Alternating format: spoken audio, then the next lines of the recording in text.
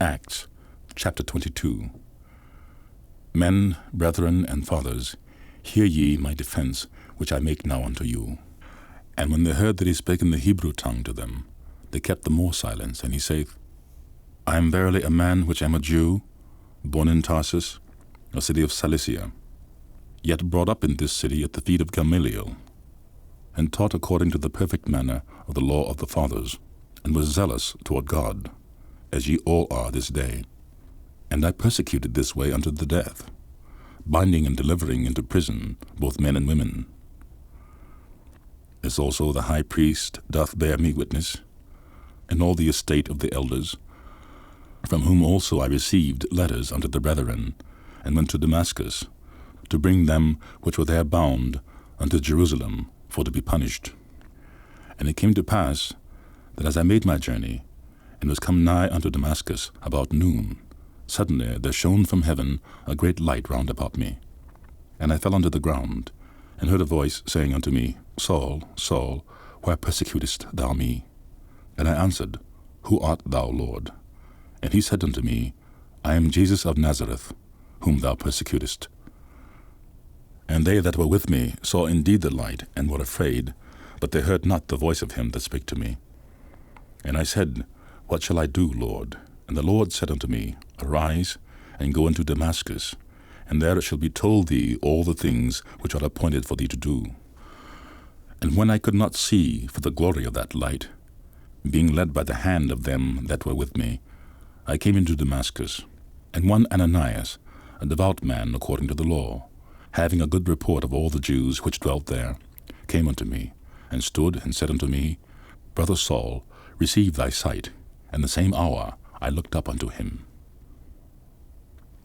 And he said, The God of our fathers hath chosen thee, that thou shouldest know his will, and see that just one, and shouldest hear the voice of his mouth.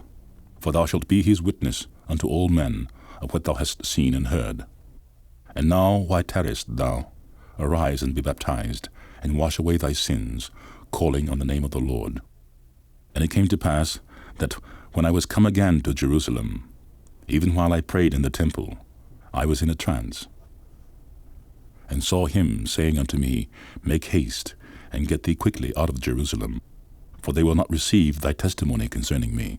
And I said, Lord, they know that I imprisoned and beat in every synagogue them that believed on thee.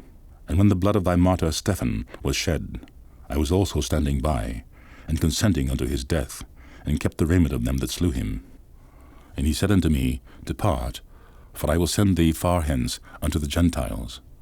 And they gave him audience unto this word, and then lifted up their voices, and said, Away with such a fellow from the earth, for it is not fit that he should live. And as they cried out, and cast off their clothes, and threw dust into the air, the chief captain commanded him to be brought into the castle, and bade that he should be examined by scourging, that he might know wherefore they cried so against him. And as they bound him with thongs, Paul said unto the centurion that stood by, Is it lawful for you to scourge a man that is a Roman and uncondemned? When the centurion heard that, he went and told the chief captain, saying, Take heed what thou doest, for this man is a Roman. Then the chief captain came and said unto him, Tell me, art thou a Roman? He said, Yea. And the chief captain answered, With a great sum obtained I this freedom. And Paul said, But I was free born. Then straightway they departed from him which should have examined him. And the chief captain also was afraid, after he knew that he was a Roman, and because he had bound him.